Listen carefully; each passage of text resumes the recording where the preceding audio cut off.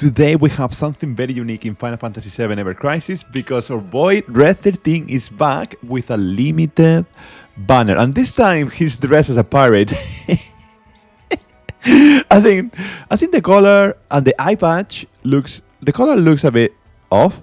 I mean, this color red and stuff, I guess it's because it's Red XIII. I wonder if it's more than 13 stripes. The hat, I love the hat and the eye patch, and I think the outfit overall looks decent, looks pretty good. It's funny that he has 2 daggers on each side.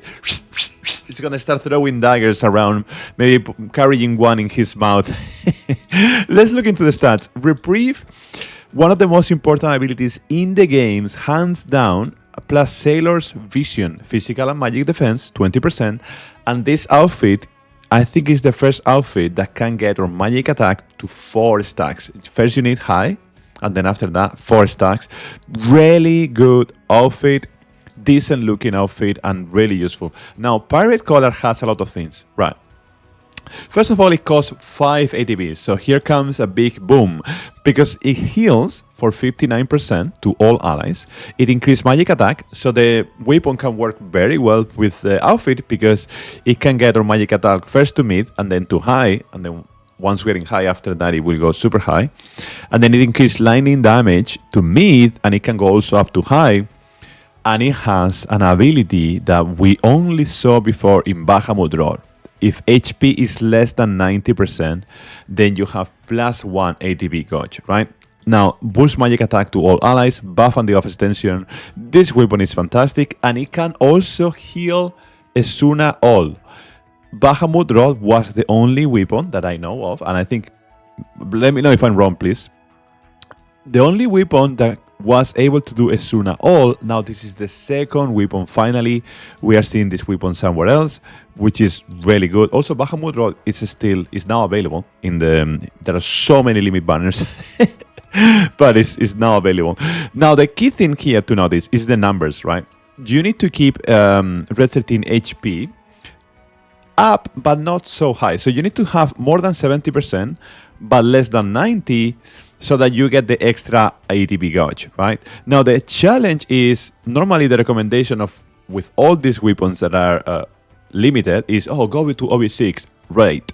Here, when we go to OB6, it's a bit tricky because the HP, you need 70% or more for the lightning damage and 70% or less for the ATB gauge. So you cannot get both things. That's a tricky one. I have never seen something like this before. It feels a bit wrong, to be honest. If this one was ATB, 70% of HP, then it would be fantastic, and then it would be fair in a way. But I think they are really pushing us with this weapon to get to OB10 if you want to get, the highest benefit possible, because ideally you are keeping your HP between 70 to 90% so that you can get both of these bonuses. Anyhow, still, I think it's a fantastic weapon, even with those challenges, and I already pulled for it. I did the off stream because I was trying to see how this will work in the guild battle. So I want to show you, I'm going to try to do only stage 3 100% because it's the only one that I can manage. This fight, I'm bringing Tifa, Sid, and Red 13.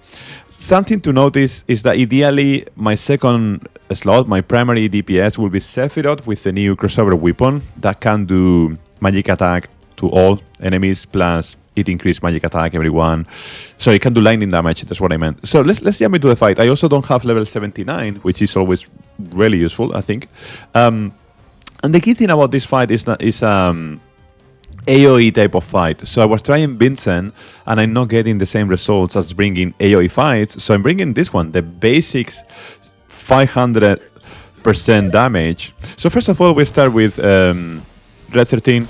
And I want to do this showcase so that you can see for yourself if you should pull or not on the banner, right? Personally, I did only for the outfit because I think it's fun, and it was a good opportunity to...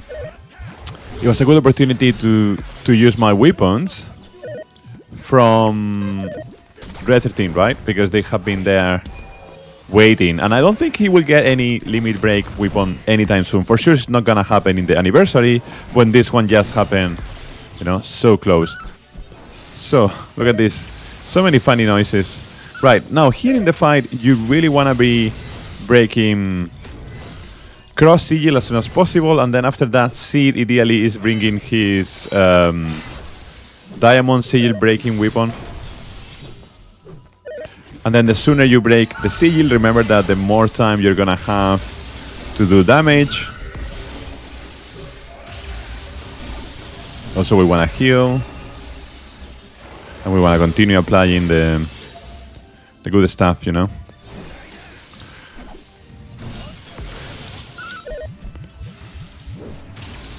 Cool. Now we're going back to AoE damage. First, we wanna buff ourselves.